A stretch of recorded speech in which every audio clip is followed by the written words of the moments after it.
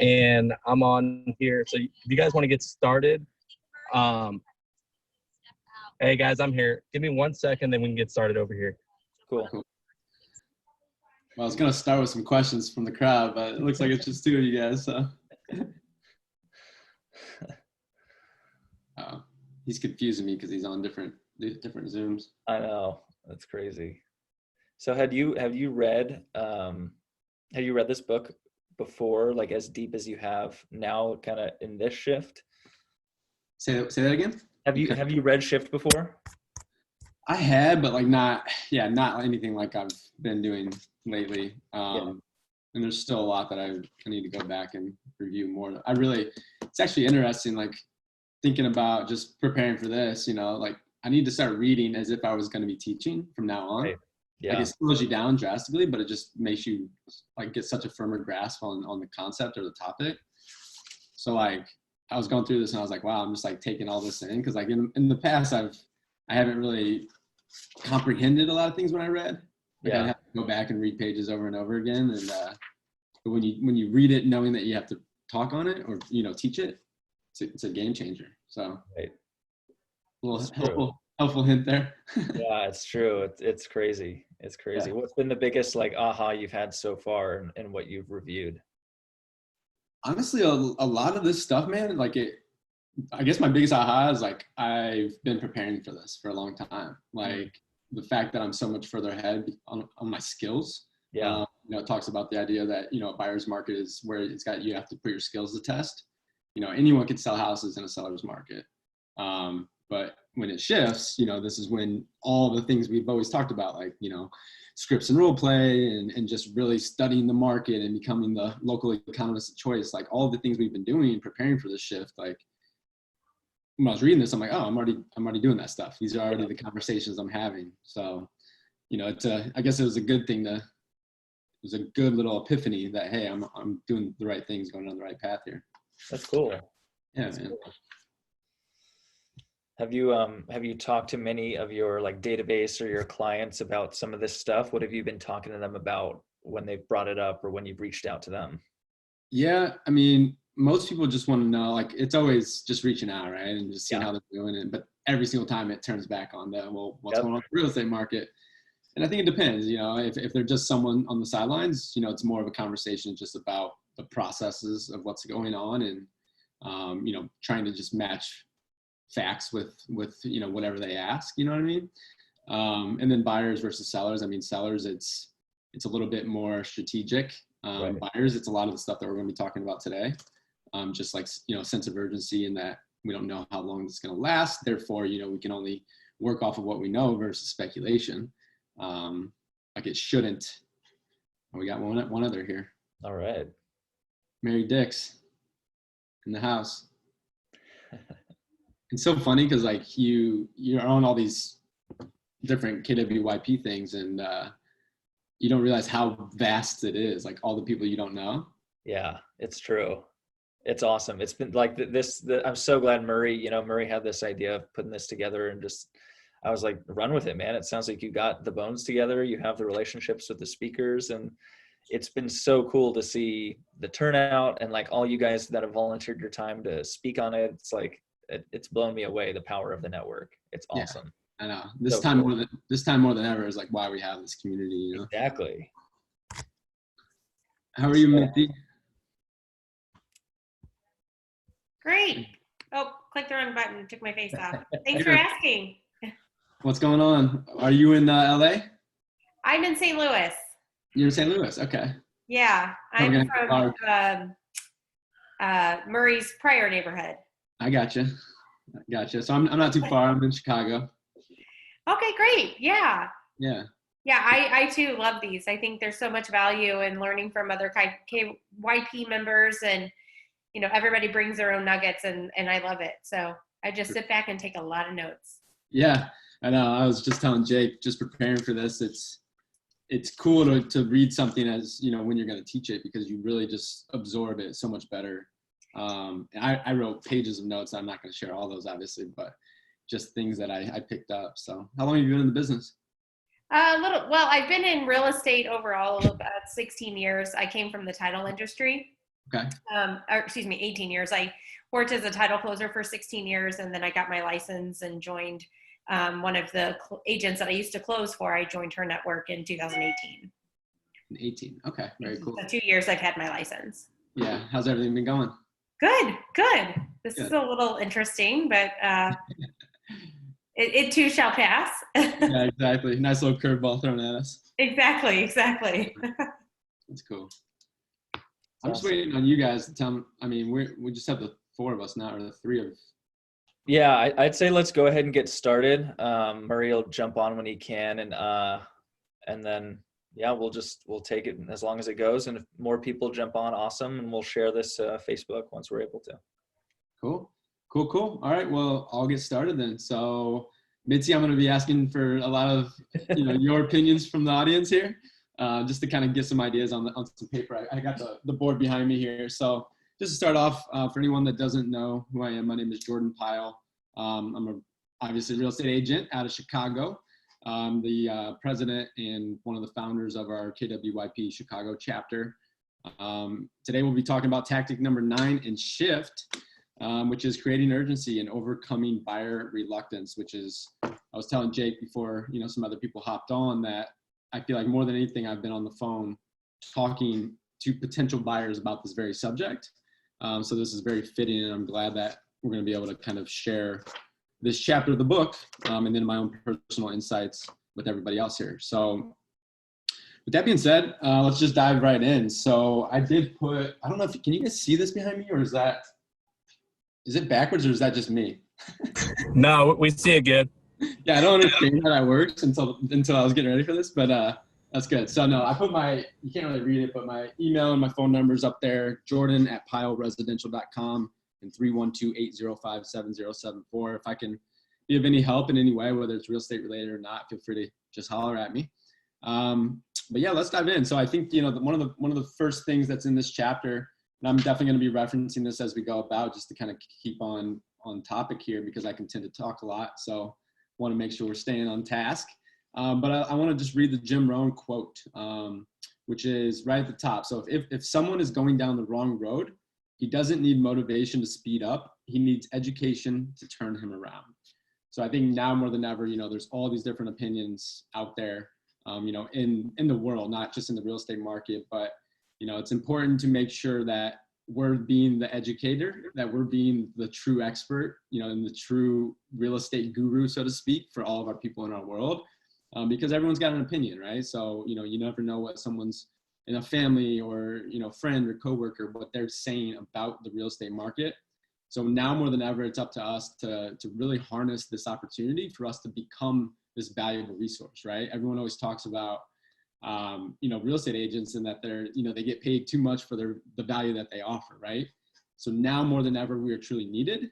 So it's time for us to step up, right? And I think a huge part of this is making sure that we can create urgency and provide facts, or what I like to call logic, versus talking with emotion.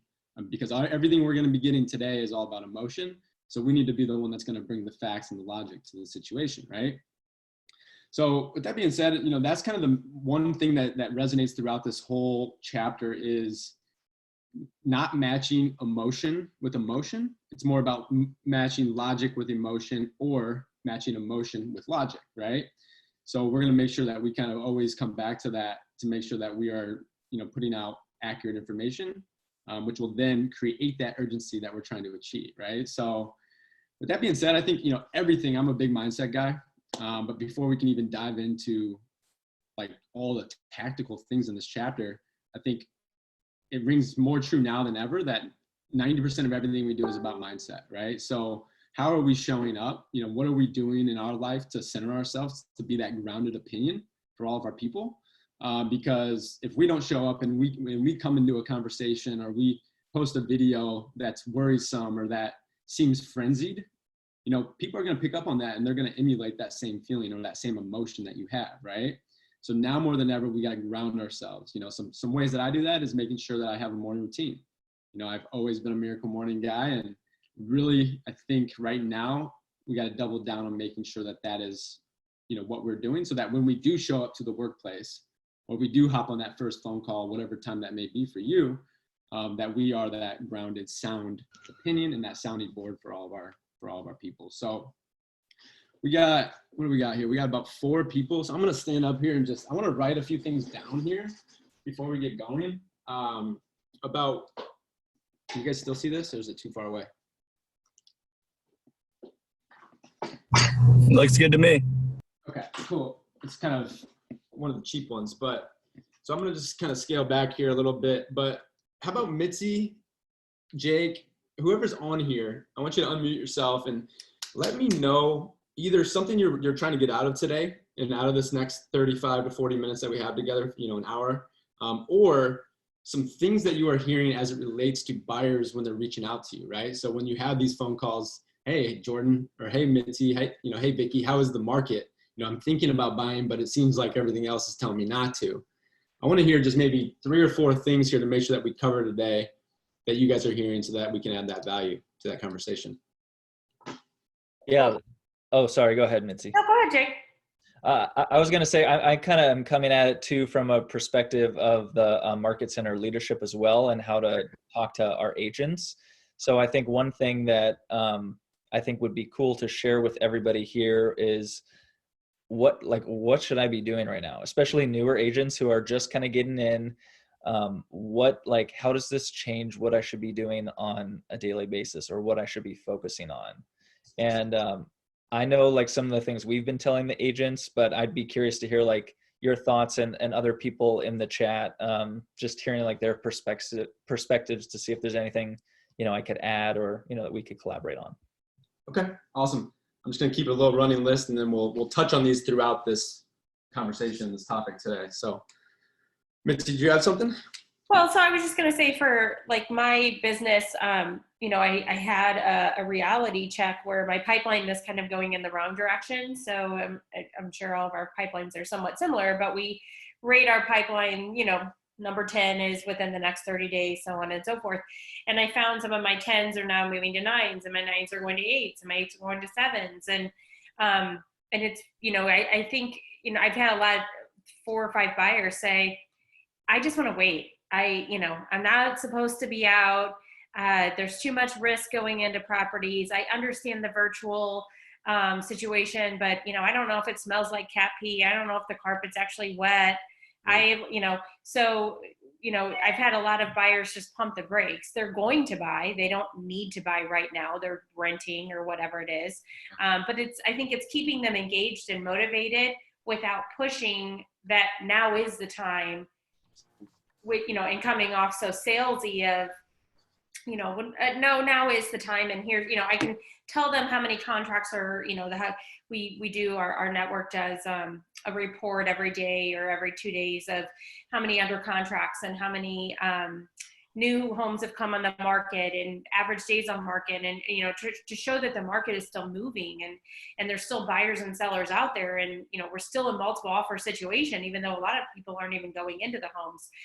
But some people don't care about that right now. So I think that's the biggest objection that I'm struggling with, is to how to keep them. I can keep them engaged, but keep them motivated and moving forward when not knowing how long or how soon this will be over. Yeah, I think that's huge, and it's definitely something that all of us are experiencing, and I think it's weeding out. This chapter tells us exactly that what we need to be focusing on now more than ever is our energy, our time, our resources. So making sure that we're working with buyers that are able, ready, and willing, right? So not every buyer that might be in that pipeline before shift or before the coronavirus are people that we should still be trying to work with today. And maybe they are, but maybe they have the false expectations, or they're hearing the wrong advice, right? So we're definitely going to talk a lot about that, and then some things that we can do to make sure that we're constantly staying in touch and communicating effectively, to keep them engaged, motivated, and informed to buy or sell. But specifically talking about buyers today. Do we maybe have one more? How about Dylan or Vicky? Do you guys have something? Or even Murray? Yeah, I have a question. How about how can we identify the 911 buyers right now? So by 911, the ones that have to sell or have to buy because they have no choice in this market, as far as, they might be homeless if they can't sell due to unforeseen circumstances, or if they can't buy because of certain circumstances, and how can we help them at the highest level in this time? Great. I like that. Did we have one other? Someone else was speaking up. Oh yeah, because a lot of questions I've been getting lately is if the market's gonna crash. These aren't like 911 buyers. They're just, they're kind of waiting to see what happens. I just want to know like what you should tell them during this time. What your conversation should look like? Yeah. Cool. These are great. These are exactly what I am dealing with, and it's exactly what this chapter talks about. So we're gonna dive right into it. Try to multitask. I'm not a very good multitasker. Gary I Keller. don't necessarily have any questions right now, but thank you for doing this, Jordan. Yeah, man. Thank you for being on. I don't think we've ever met before. What city are you out of? I'm out of LA with Murray and Vicky.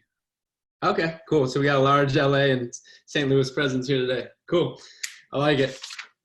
Cool, guys. Well, let's dive in then. So I kind of talked about this in the beginning. Here, I'm going to push this back, sit down. But yeah, so this whole chapter is about, again, creating urgency and overcoming buyer reluctance.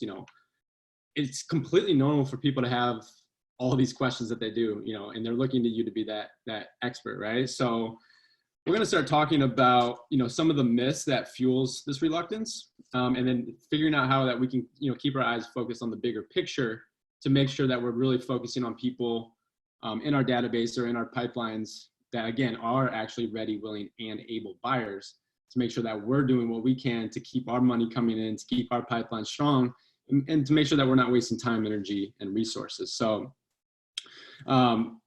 it talks about in the book here in the chapter, so reluctance in the face of great opportunity becomes an agonizing defining characteristic of a shift, right? So all the headlines right now, there's all these different things saying that the economy is going to crash, the coronavirus. And obviously this is an unprecedented time where we've seen shifts in the past, but we've never seen something that's isolated us to our homes the way that this is.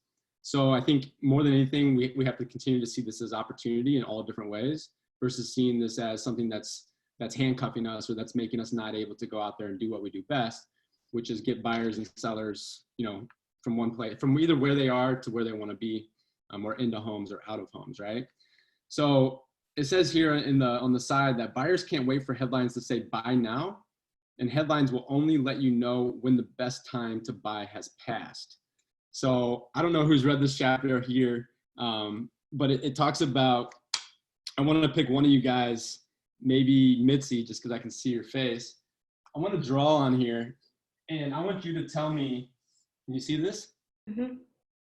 I want you to tell me, all right, I'm going to draw a line down, and I want you to tell me when we have reached the bottom of the market, okay?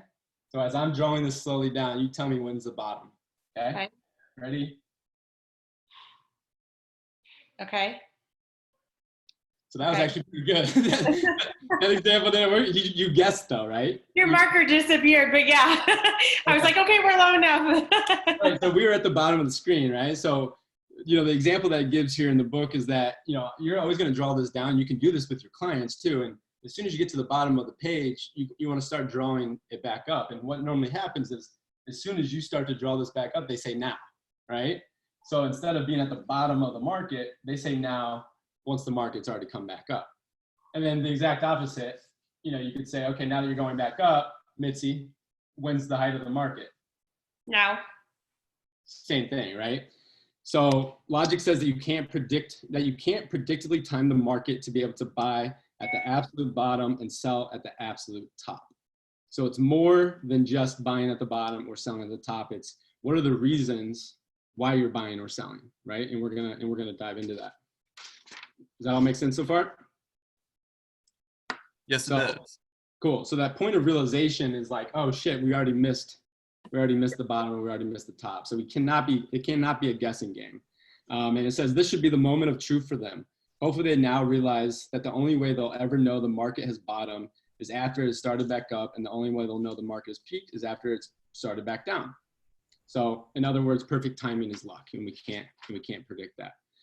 So then it goes into start talking about, smart buyers are the ones that buy in the safe zone, which is typically, if you have this going up and down, it's between the bottom and between the top, and hopefully somewhere right after that point of, realizing it's either turned one way or the other, right? So it says the safe zone is where smart people plan to buy and sell.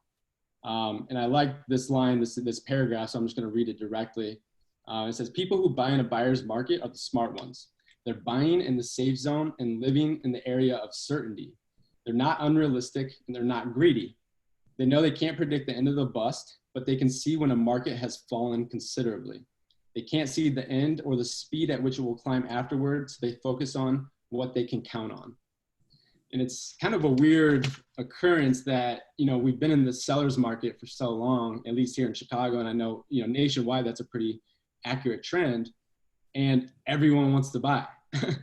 And then when it actually shifts to become a buyer's market, people have this reluctance, or they have this fear that they're making the wrong decision. It just doesn't make any sense whatsoever. Take interest rates out of the equation and all of that. Buyers in a buyer's market there should be more in that market.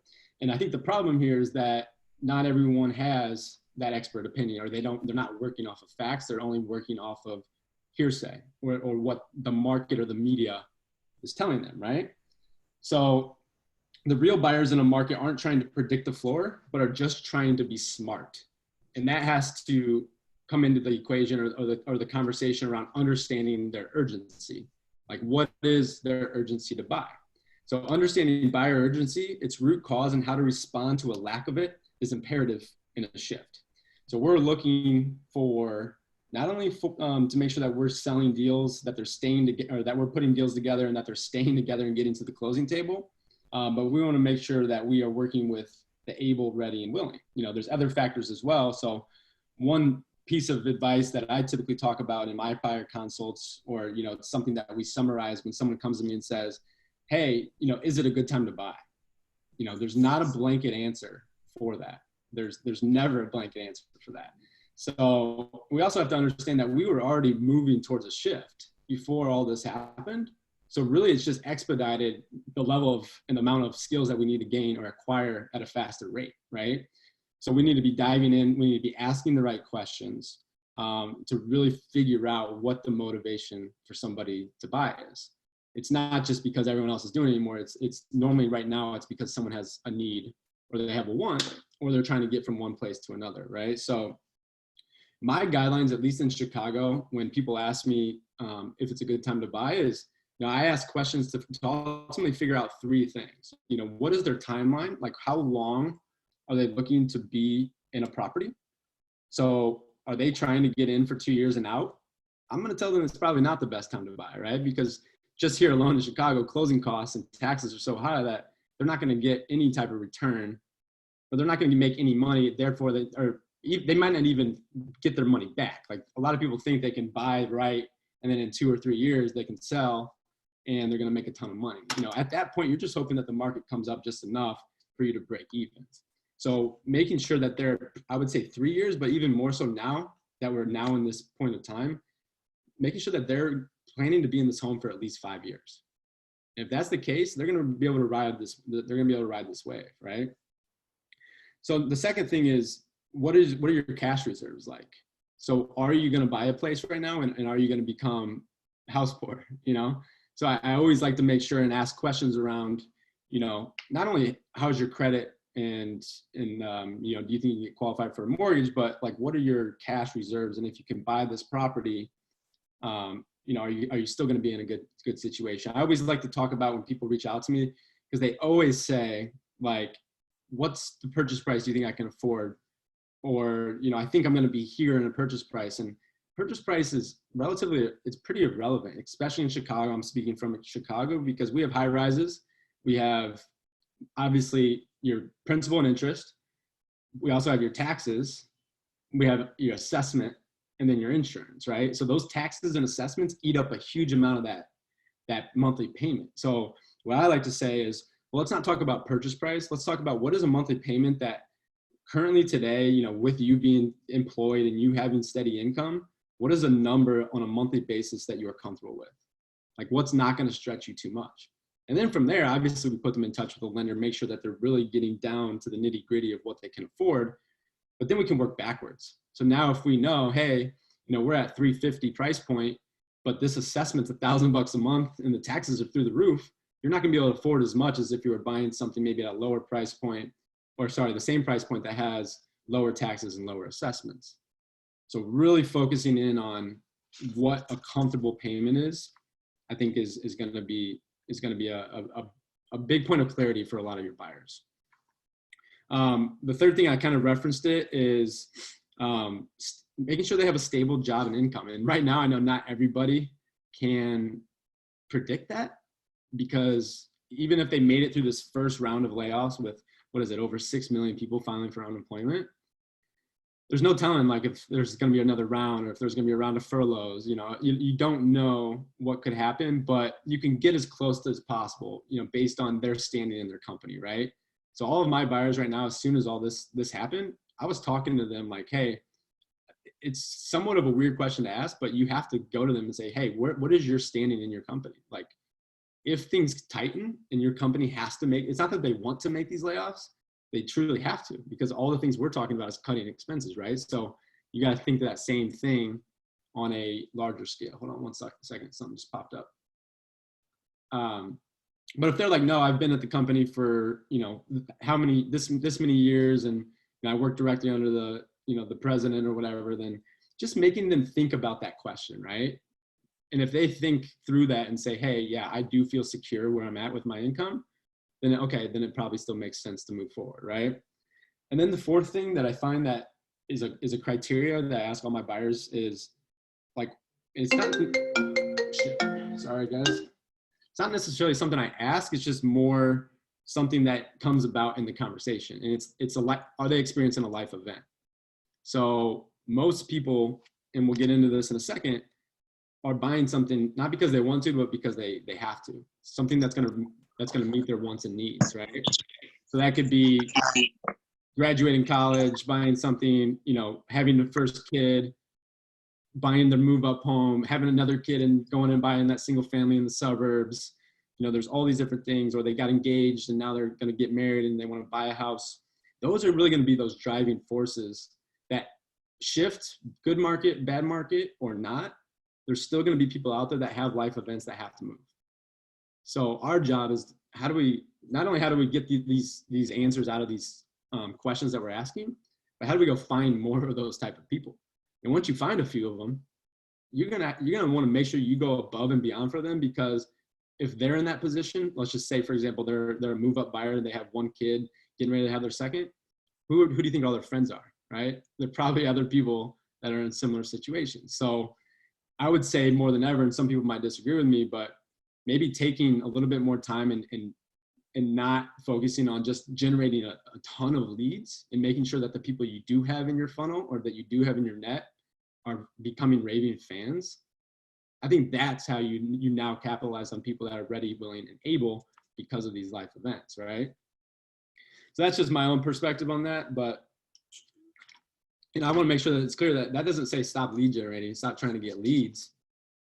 That might be where it says, okay, now my capacity for working with buyers is less. So now instead of maybe having 10 buyers that I can work with at any given point in time because of sheer amount of resources, time, and energy, maybe I can only work with 6.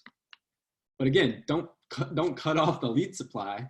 That's when you go look for talent. That's where you go look for other people that might need leads, that might be able to bring leads into the business, train them up to, and I'm currently working on this now because I am a solo agent.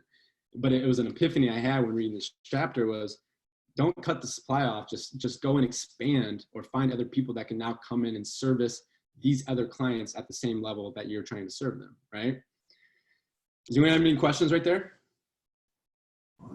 No questions, but I loved all that. Like just diving so deep into motivation and coming from contribution, I think are the 2 key things that we need to be doing in this time. And so I loved all that. Cool. Thank you, man. Glad that And I resonates. don't have a question either. I wanted to add to what you said though for point number one. And I Cool. think the example that you gave was, if I know someone's only looking to be in a house for 2 years, I might tell them now's not the right time to buy. You could also use that on the flip side. I had a conversation with a buyer last week, and her comment to me was, gosh, you know, there's not a lot on the market right now, and I'm not hitting all my points. So maybe I should hold off and look a little bit later. And my response was, well, let's think about this. If you're going to be in a house at least 5 years, great. And yet, if you know this isn't your forever home, we might need to narrow that list down from your top 8 things to your top 4 things. And if we find your top 4 things, well, then we know we can go ahead and move forward, because this isn't going to be your forever home. This isn't your dream home. And that kind of shifted her perspective as well. I love that. Yeah, and we're going to dive a little bit further into that too later in this chapter about, you know, I forget how he describes it, but basically having too many options is a negative thing, right? So our job is to boil it down to as few options as possible to make it easier for them to decide what house might make the most sense for them. So again, able, ready, and willing. And I just want to quickly read through this. So the ability to buy, and you guys are all real estate agents, I know you understand this, but this is referring more so to their financial capacity to purchase a home in a certain price range. And then second, you want to talk about the readiness, and that's more so the personal reasons. You know, that just might mean that they're looking for something different. They're moving to a new area because of the lifestyle that they want to live, right? These are the things that are ultimately going to be a larger weight when it comes to figuring out someone's motivation. So I think readiness is huge. And then I think the third thing is willingness. And that's where their sense of urgency, or when they want or need to buy a home. I think this is the hardest one to navigate. In my opinion, someone's willingness to buy is what gets your attention. What does it say here? So even though the other two might check the boxes, you know, they're ready and able, their willingness is more about market expectations. So if they're not getting the right expectations, or they're hearing things from the wrong source, their friends or someone else might just be telling them, even though they are technically a ready, willing, and able buyer, they're holding off on the willing side of it because of what they hear in the market. So again, it's about being the expert, coming with logic, and informing them by becoming the economist of choice, which we'll dive into here in a second. So someone asked about how to identify your 911 buyers. So this was something I wrote in my notes here that, you know, I do just as a tip. I think now more than ever, you know, let's just say you have your buyer pipeline, right? You got to go in and classify these now. And I would even shorten the timeframes between like an A, B, and a C buyer. So for me, for my pipeline specifically, like an A buyer for me is not necessarily when they need to close on a property, but when they want to go under contract on a property. So an A buyer for me is under, because I always track pendings in my business. And this is something that a mentor of mine told me before. And, you know, a lot of people want to track like closings, like, okay, this month I need to close 6 deals. And what I'm going to tell you is going to lead to that, but you can't control when something closes, because if you're trying to push your client into a certain month or a certain week or a time because you want to pad your stats, right? And you want to have 6 closings in April versus 5, you're not truly representing them, you know, and doing you're not serving them with their best interests in mind. So I like to talk about pendings, like how many pendings am I going to have on a monthly basis? So then my A, B's, and C's are, my A's are less than 30 days. So someone that's going to go under contract or desires to go under contract in the next 30 days. My B's are 30 to 90 days. So in the next quarter. And then my C's are someone that's 90 days plus, right? So obviously we're going to focus on A's, work that way to B's. And the goal is to move those people up through this process to create more A's than anything else. So we're going to keep working our way through here. Let me just take a quick peek. So let's dive into, yeah, so really what it's talking about here on 174 is it starts with ability. So right now it's all the things that we talked about, and the easiest way to get to their ability to buy is to put them in touch with a lender. You know, I always view my team as an extension of me, and they see me as the same. So I'm going to just say, hey, you know, that's not my lane. Like, I'm going to talk to you about the market, both macro and local, and how it relates to you and your specific situation. But for you to really understand what you're able to achieve, you know, whether that be available cash, credit worthiness, things like that, I'm going to put you in touch with my go-to lender. He's one of the best lenders in the city. And he's going to make you feel a lot more comfortable and have a lot more clarity around this process. And then as soon as you're ready, we're going to get back and we're going to start the search process, which is the fun part, right? 9 times out of 10, actually, I want to say 10 times out of 10, as soon as they talk to that lender, they're like amped up, ready to go. Because that's where all their questions stem. They do have questions about the process, but everyone more than anything wants to know how able they are to buy a home. And that might change, you know, that might change now with different requirements. You know, some people are increasing credit scores because of the flood of loans and mortgages going into the banks, right? So someone that might have been able to buy, you know, 6 months ago might not be able to today, or they may have to use some creative financing, which is actually our next tactic number 10, in order to get themselves into a home. So that should be a cohesive relationship, as well as like with your attorney and everyone else that you have on that transaction, to make sure that your team is servicing this client at the highest level possible. But right now specifically, a lot of people are saying, well, I just want to wait this out, right? I'm sure everyone's hearing that. Mitzi, you talked about that. Forget exactly, I don't know if I wrote that part down, but you know, there's the thing about, you know, buying in a buyer's market or buying in a down market and how it relates to like interest rates. So we don't know how low rates are going to be. I just reached out to my lender today just to get a quick little look on what they are, and they're still historically low, right? Even though they've been bouncing up and down all around, you know, 3.3, 3.5 for a 30-year conforming loan.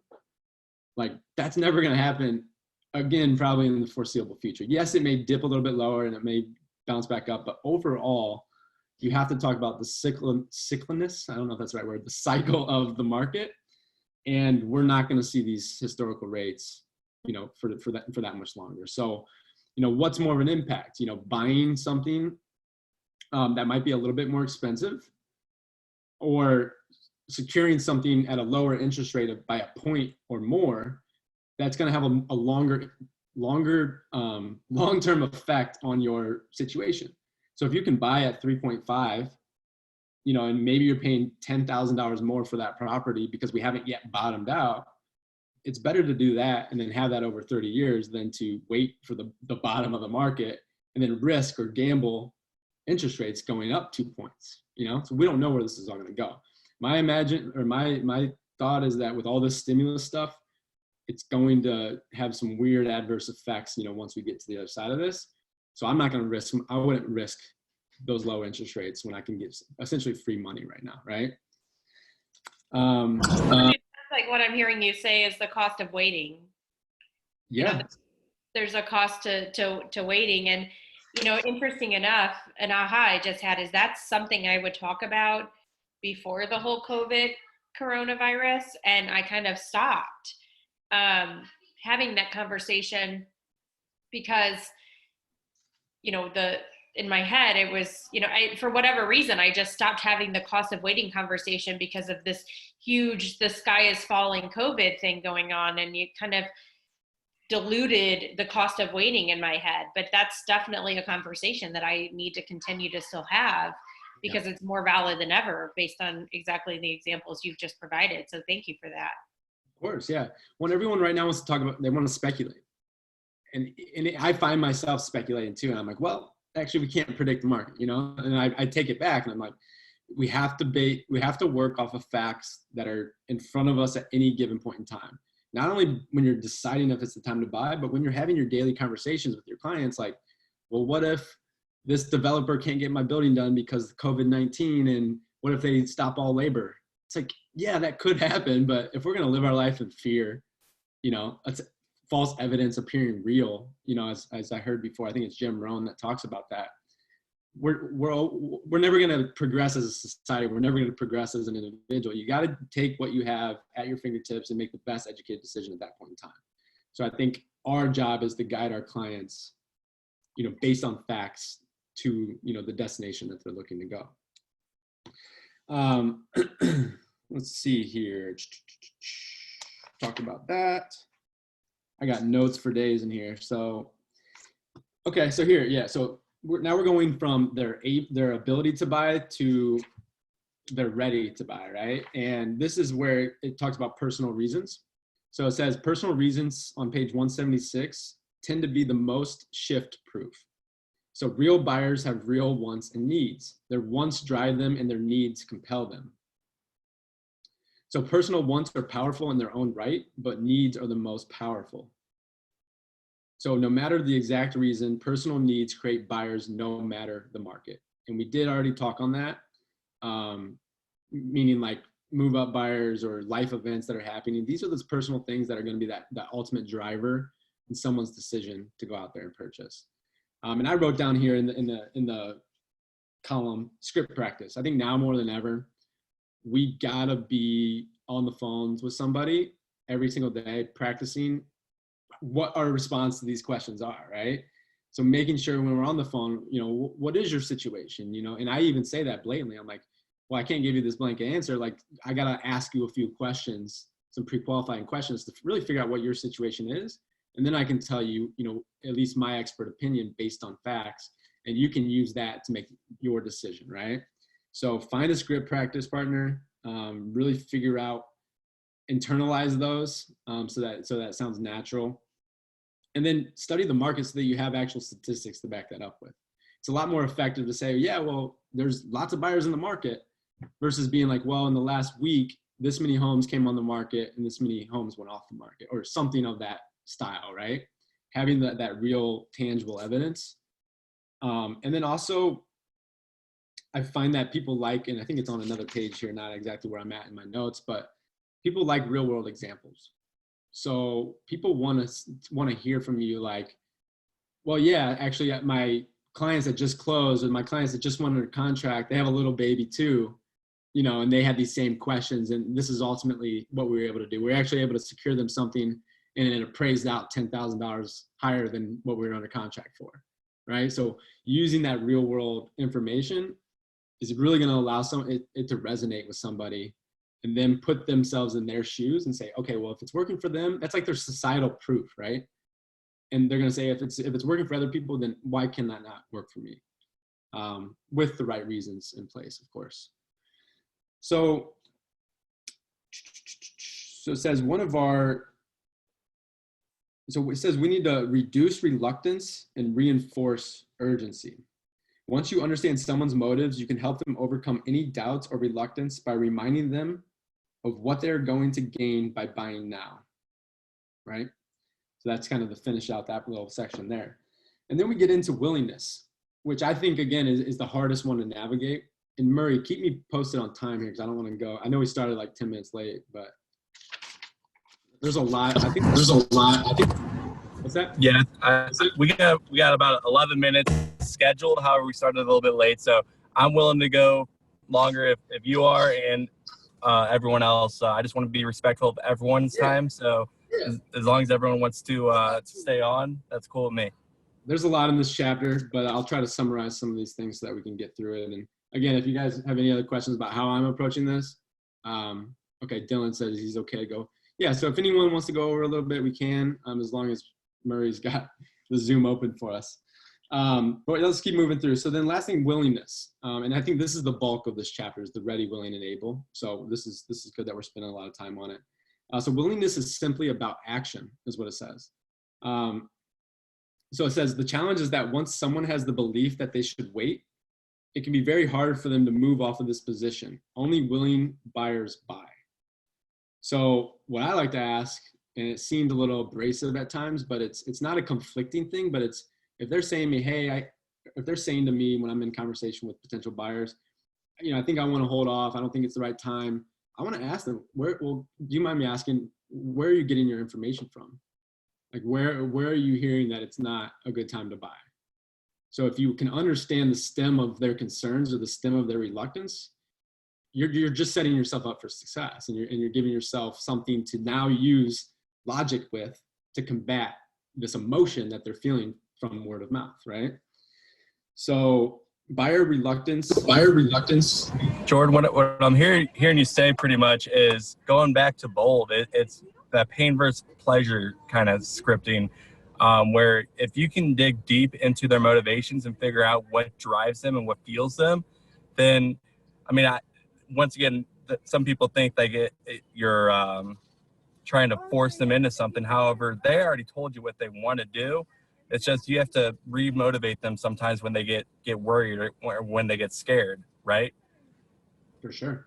Yeah, I mean, you always have to combat that with the facts, and I'm going to continue to harp on that. But that's the whole thread that goes throughout this chapter. Excuse me. So it says, just as an unwilling buyer can become willing, a willing buyer can become unwilling. This means you must be on your toes from start to finish, or you could be in for a surprise. So really what I wrote down here on the side is that, no deal is safe right now. No buyer that wasn't a buyer, so to speak, is safe.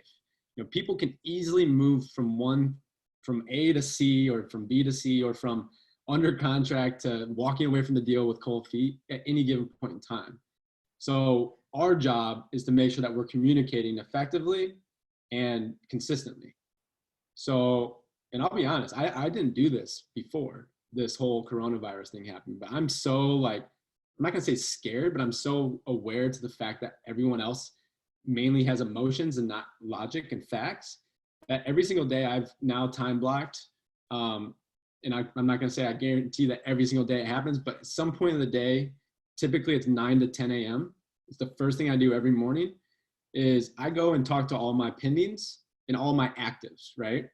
So I'm checking in daily now with my active clients and my pendings, because again, you never know when they're gonna be researching something at night, and you just got off the phone with them at 7 p.m. and then at 9 p.m. later that night they see an article and they freak themselves out. So I'm gonna make sure I'm there that next morning, checking in, reaffirming why they're doing what they're doing, and letting them know that, hey, if anything changes at any given point in time that's going to negatively or positively impact your situation, you better believe you're going to be the first one to know. I think coming with trust and coming with genuinity, I can't say that word, now more than ever is going to create these raving fans once this all passes. So communicate every single day, time block an hour to make sure, even if there's nothing to report, that you're just checking in.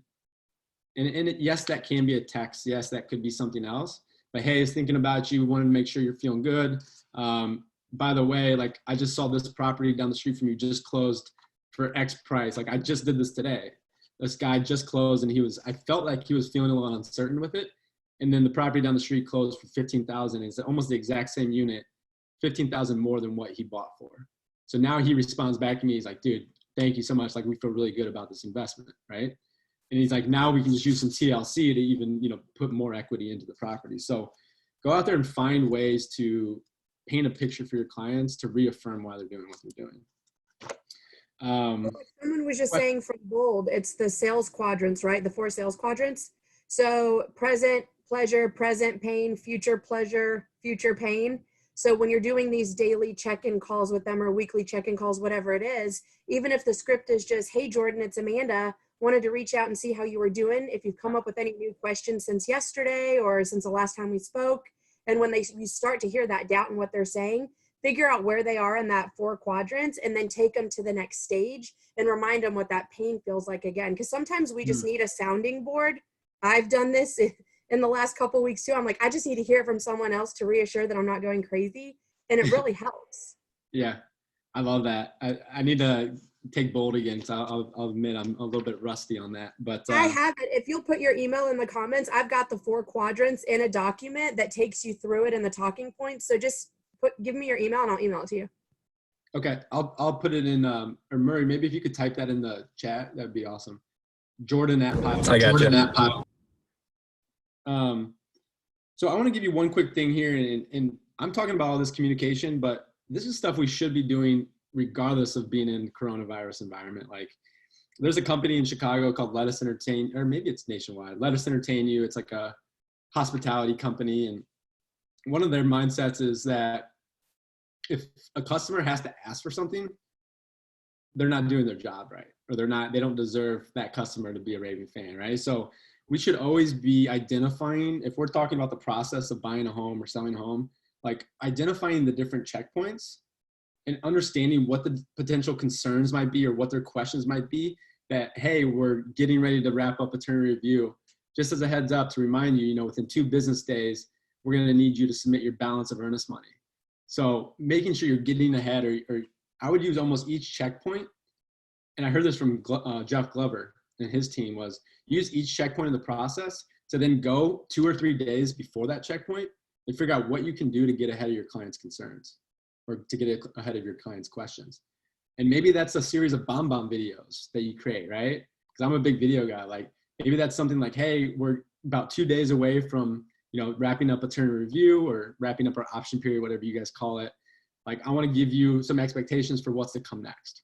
So getting in front of it so that they never have to reach out to you for this information.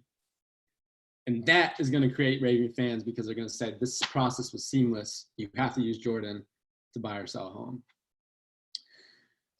I'm running out of time here, guys. There's a lot in here. Shit. Take your time, brother. It's okay. Cool. So I'm going to skip to this next thing here.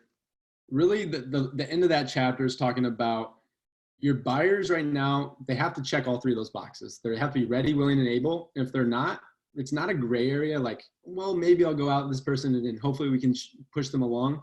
Like we don't got time, money, or energy for that right now. We have to be a yes or no. There's no gray space. And yeah, if they're a gray space, that just means put them into a follow-up campaign and stay in front of them.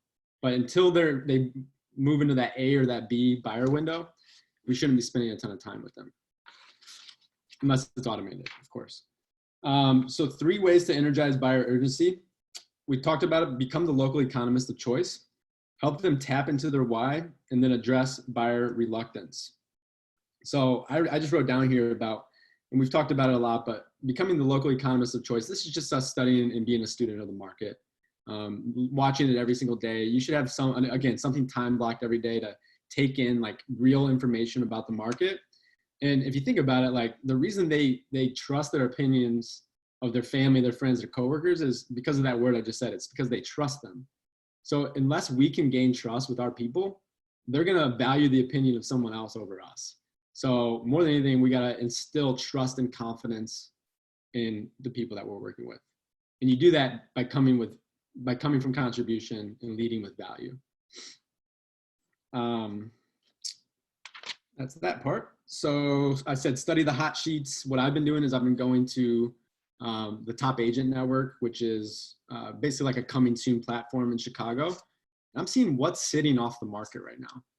And I'm sending that out to certain people that I'm working with saying, hey, this is not yet on the market, but by the way, here are these 5 properties that are coming in the next 30 days that we might want to try to get into or get a virtual tour of before they actually hit the open market. So that's value that they cannot get on Redfin or Zillow. Oh, I wrote down here too. So I'm jumping around a little bit now because I'm just kind of summarizing, but I want to ask like who here is, or maybe just say like, we have to be adjusting our goals, our metrics and our conversion rates to continue to hit our goals for this year.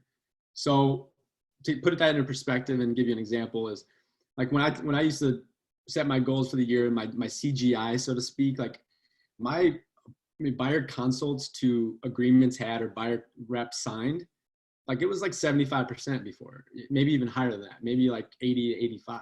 Today it's 50%.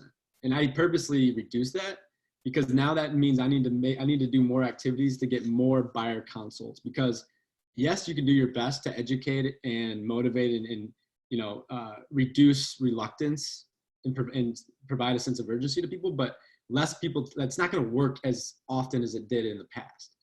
So making sure you're adjusting, not your goal, but you're adjusting your conversion rate, which then adjusts the amount of activities you have to do to hit that same goal. So I think that's super powerful right now, and we all need to do that. I couldn't agree more as far as tracking your numbers and knowing your numbers. And if I can add on, not just like your consultations and stuff, start tracking your numbers as far as dials you have to make, contacts you have to make, contacts to buyer consultations, consultations to under contract, all of that, because it's just going to bring more clarity around what your what your business is more than anything. And if we can gamify or numberify our business, there's no question marks behind our business. If you want to make $100,000 and you can reverse engineer all that by all the numbers that you have, there's no excuse you can't make the amount of money that you still want to make this year if you know your numbers. And I've been preaching that to my agents in my market center since I got here a month ago. And that's just super important, really. It's just knowing your numbers and knowing what you have to do to get business. For sure. You got to know your numbers more than ever right now. And if you don't mind, I take like 3 to 5 more minutes and then we'll wrap up. I'm going to summarize some of these chapters or some of these pages here, but there's a couple more things I want to really make sure we all walk out of here with. So the second thing there was, after becoming the local economist of choice is helping them tap into their why. So every single conversation we have right now has to come back to their why.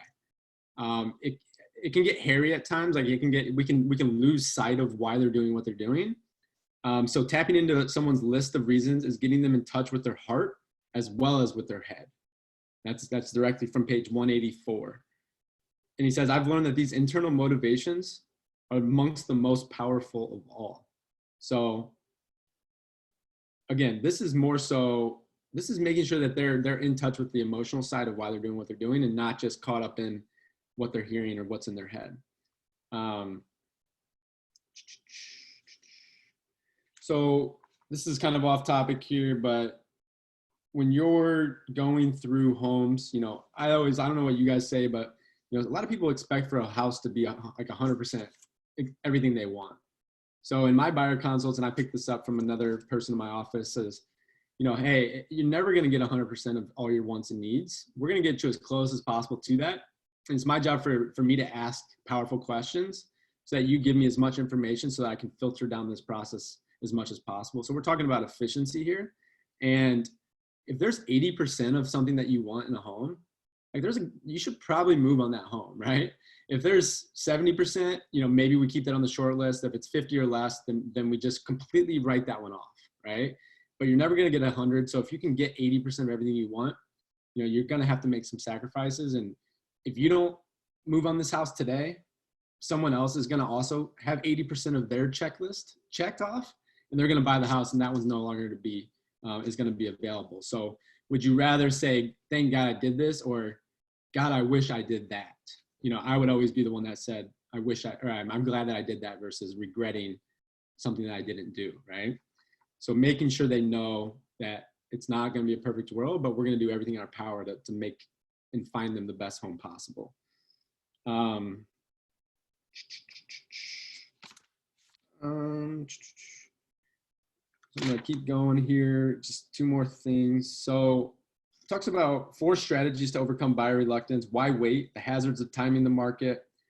Trade up, the opportunity of a down market. Less is more. Narrowing the field. So that's the one I want to go to here that we're going to end on. And it's more of a coronavirus topic right now, and how I think that this pandemic is going to create a lot of efficiencies out of what we do. So again, I've been thinking about this as opportunity, right? Because how many of us has been out and you send your client, 40 properties, and I'm guilty of that for sure. And because you're being lazy, right? You're just like, hey, I want to get their search set up and send them stuff and let them tell me what they want, versus really diving into their search based on the answers they provided to you, based on the questions you asked them, and really picking out, let's say, the top 10 properties. So when whittling that list of 40 down to 10, and now virtual tours are perfect for this, right? So they don't need to go and see 10 properties. In the past, I would have taken them out and saw 10 properties. And maybe that's over 2 days, maybe that's over 3. Maybe we go on a bender one day and we just do it all at once, which I'd never advise. But now it's, okay, here's these 10 properties, here's 10 virtual tours, or here's 10 virtual walkthroughs. You tell me which 3 you like the most. And once we get to those 3, now let's go in person and check those properties out. If you can, obviously, there's certain precautions out there around that. But why stop doing that once this is all over? Like, people are going to be able to realize and weed things out through a virtual tour. And then they're ultimately going to say, hey, there's 3 that I really like, but I can't really tell about that one thing here. Or maybe I just need a little bit more clarity around how this layout is. And then that's when you go and see those 3. And then you set the expectation that, hey, we whittled this down from 10 to 3. based on your wish list. So we're going to go out, see the best 3, and then we're going to write an offer on the one that you like the most. Like, that's game over. Like, that's so much time back. Now think about your time that you spend on buyers, time you spend on sellers. If we can cut that in half through all this pandemic, you're going to be able to work with more buyers and ultimately close more deals. So with that being said, I'm going to kind of leave it at that. I just said the one thing I wrote in closing here is take more time with each buyer. Make sure you are there for them. You're spending the time. They know that you're listening. They know that you care. And again, it doesn't mean that you're going to stop generating buyer leads. It's that you're going to service every buyer you have to the highest ability possible to ultimately create raving fans. And then when you have an overflow, it's a perfect time for you to go and talk to talented individuals that once this all gets back to normal, you can bring onto your team, or even starting today, to help you scale and grow and build a bigger operation. So that's all I got for buyer urgency and working with buyers. Hopefully that was helpful. Maybe I'll take a couple questions and we'll finish up. All right, guys, you guys got any questions, just join on in. Jordan, thank you so much for that. I took a lot out of that. And I came from, before I moved out to California, I was a buyer's agent and helped 40 families, per year and stuff like that. So if I took a lot out of that, you guys definitely should have as well. So thank you, man. Thank you so much. Also, did Jake kind of go over your introduction earlier? Mm-mm. Cool. Well, I definitely want to shout out. So Jordan was it last week or the week before the Realtor Magazine thing? Oh, I appreciate that. It was a couple weeks ago. So about 2 weeks ago, Jordan was actually recognized as the National Association of Realtors 30 under 30 2020 class. So, I mean, that's a huge accomplishment, guys. Like, he knows what he's talking about, and he is a prominent figure in real estate right now, really, nationwide. So please thank him and for coming on with us today, and also ask him questions while we got him here. Thank you, man. I'm honored for that. Because of surrounding myself with people like you guys. If anything, take this community and fully extract everything you can out of it. Build those relationships and those connections.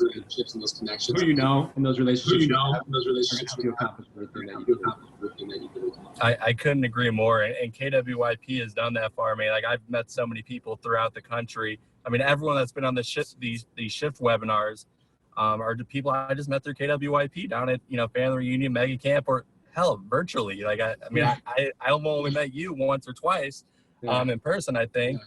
So, guys, definitely invest in surrounding yourself with like-minded individuals, especially during these times, because we just want to bring value to each other and help each other out. Yeah. You got a question. I have one. What does it say here? I'm trying to think. Jordan, what motivates? Karina, I will post the link. I didn't put it on live, I don't think, today, because I was in my car and on an iPad, but I will put the link on there for you. I love this question. I think it's great to close out on this. Jordan, what motivates you in real estate, helping people, love of properties and love of the community? For me, it is like, I want to lead by example. I'm hearing myself talk. I don't know what's going on. There we go. Yeah, I want to lead by example. I'm a big believer of the ripple effect. So I think and someone mentioned this at the KWYP breakout, but self-leadership exceeds leadership. So how are you showing up? What are you doing to lead yourself? It's the whole analogy about your oxygen mask and putting that on before you can go and show up 200% to the rest of the world. So I know by doing the things that I want to do to advance myself and grow a little bit every single day, to set lofty goals and to chip away at them through discipline, daily action, and, surrounding myself with the right people. Like, I know that's going to have a positive impact on someone else getting a nugget or hearing a word of inspiration. And my ultimate goal is, if I can make one person change their mindset to go and go after a goal, or to accomplish the goal of buying a home, or just being in a better place mentally, like, that's going to then transpire into all their world. And then it's like, my world becomes their world becomes the next world. And then ultimately the whole world is changed by one thing that you did to take control of yourself and leading yourself. So that's why I do what I do, because I think that it seems like we can get caught up thinking that we don't make a difference, but everything we do has an adverse effect for the better good. That's it. I love that, Jordan. Awesome. Love that. Thank you, Murray. Awesome. Thank you, everyone. Appreciate your time. Thank you so much for being here. Guys, there will be a recording on this as soon as I get it uploaded to the cloud and then up on Facebook. Jordan, I'll make sure I get it out there to everyone. I'm sorry I couldn't get you live today. It was definitely my intention to do that, but being up in the mountain kind of hard. No worries. But Everyone take care. Everyone take care. All right, man. Have a good one. Thank you so much. Later. Later.